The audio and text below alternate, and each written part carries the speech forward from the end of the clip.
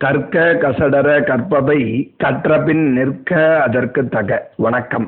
நான் இன்று பேச விடுக்கும் தலைப்பு நோயற்ற வாழ்வே குறைவற்ற செல்வம் என்பதை பற்றித்தான். ஒரு மனிதனுடைய வாழ்வில் அமையும் செல்வங்களிலேயே மிகச்சிறந்த செல்வம் நோயற்ற வாழ்வே ஆகும். Stress free mind and disease free body are the birth right of every human being என்பது ஒரு ஆங்கில பழமொழி.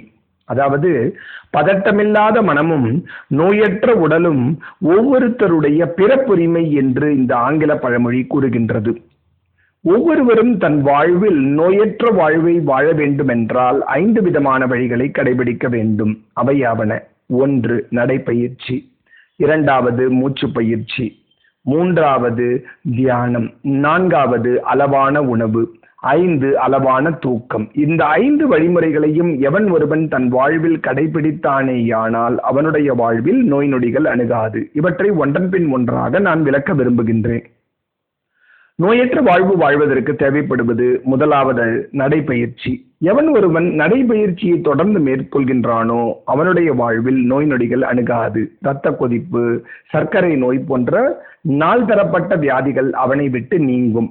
கவிமணி தேசிக விநாயகம் பிள்ளை அழகாக கூறுவார்கள்: காலை மாலை உலாவினிதம் காற்று வாங்கி வருவோரின் காலை தொட்டு கும்பிட்டு காலன் ஓடி போவானே என்று தன் கவிமணிகளில் அழகாக கூறுவார். எவன் ஒருவன் காலையும் மாலையும் தொடர்ந்து அந்த நடைப்பயிற்சியை மேற்கொண்டு வருகின்றானோ அவனுடைய காலை தொட்டு கும்பிட்டு அந்த யமனாகப்பட்டவன் ஓடி சென்று விடுவான் என்று கூறுகிறார். அதாவது இன்டைரக்டா எவன் ஒருவன் நடைப்பயிற்சியை தொடர்ந்து செய்து வருகின்றானோ அவனுடைய வாழ்வில் நோய் நொடிகள் அவனை விட்டு அகன்று அவன் வாழ்நாள் அதிகரிக்கும் என்று கூறுகிறார். ஆகையால் நடைப்பயிற்சியை தொடர்ந்து செய்தால் நோயற்ற வாழ்வு நமக்கு கிடைக்கும்.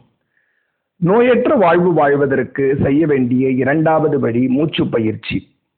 ஒரு குழந்தை பிறக்கும் பொழுது அது செய்யும் முதல் செயல் மூச்சை உள்ளே இழுப்பது. ஒரு மனிதன் இறக்கும் பொழுது அவன் செய்யும் செயல் அந்த மூச்சை வெளியே விடுவது. அந்த குழந்தை இழுக்கும் அந்த உள் மூச்சிற்கும் ஒரு மனிதன் மரணிக்கும் பொழுது செய்யும் அந்த வெளிவிடும் அந்த மூச்சிற்கும் இடைப்பட்ட நிகழ்வுகள் தான் வாழ்க்கை எனப்படும். அந்த மூச்சு காற்றின் வழியாக 90% மனித உடலில் உள்ள கழிவுகள் வெளியேறுகின்றன. அப்பேற்பட்ட அந்த மூச்சுக்கு நம்ம எவ்வளவு இம்பார்ட்டன்ஸ் கொடுக்கணும்.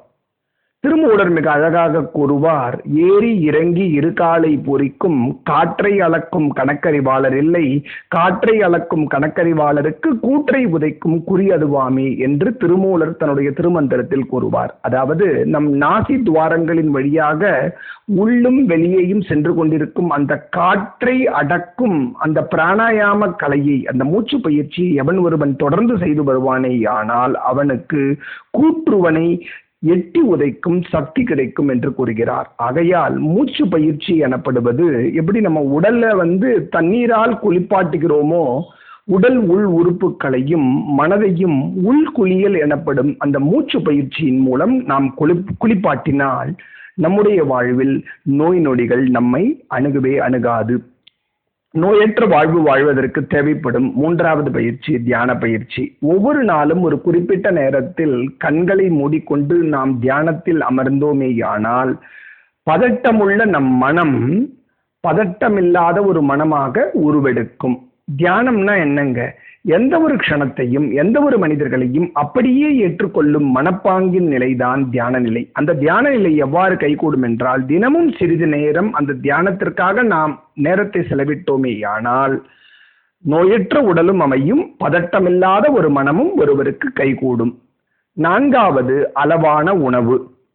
இந்த அளவான உணவை நாம் உட்கொண்டு வருவோமேயானால் நம்முடைய வாழ்வில் நோய் நொடிகள் அணுகாது. இதை பற்றி வள்ளுவன் தன்னுடைய திருக்குறளில் மிக அழகாக கூறுகின்றார்: மாறுபாடு இல்லாத உணவு உண்டின் ஊறுபாடு இல்லை உயிர்க்கு என்பது வான்மறை. அதாவது குற்றமில்லாத உணவை மனம் விரும்பும் அளவுக்கு உண்ணாமல் அளவோடு ஒருவன் உண்டு வருவானேயாயின் அந்த உயிருக்கு துன்பம் இல்லை, நோய் இல்லை என்று அறுதியிட்டு கூறுகிறார். ஆகையால் அளவோடு உண்டு வந்தால் நோயற்ற வாழ்வை நாம் அடையலாம். 5வது அளவான தூக்கம். எல்லா மனிதர்களுக்கும் தேவைப்படுவது அளவான தூக்கம். early to bed and early to rise is the sure way to good health என்பது ஆங்கில பழமொழி. அதாவது இரவில் சீக்கிரம் படுக்க சென்று காலையில் சீக்கிரம் விழித்து கொள்ளும் அந்த ஒரு நல்ல குணம், ஒரு நல்ல செயல், ஒரு மனப்பாங்கு ஒருவனுடைய வாழ்வில் அமைந்து விடுமேயானால் அவனுடைய வாழ்வில் நோய் நொடிகள் அணுகாது. ஆகையால் அளவான தூக்கம் எனப்படுவது மனிதனுக்கு மிகவும் முக்கியம். ஆகையால் நோயற்ற வாழ்வு வாழ்வதற்கு 5 விதமான வழிகள்: நடைப்பயிற்சி, மூச்சு பயிற்சி, தியான பயிற்சி, அளவான உணவு, அளவான தூக்கம். இந்த 5ஐயும் எவன் ஒருவன் தன் வாழ்வில் கடைபிடித்தானேயானால் அவனுடைய வாழ்வு நோயற்ற வாழ்வாக, அனைவரும் போற்றும் ஆனந்தமயமான வாழ்வாக அமையும். நன்றி, வணக்கம்.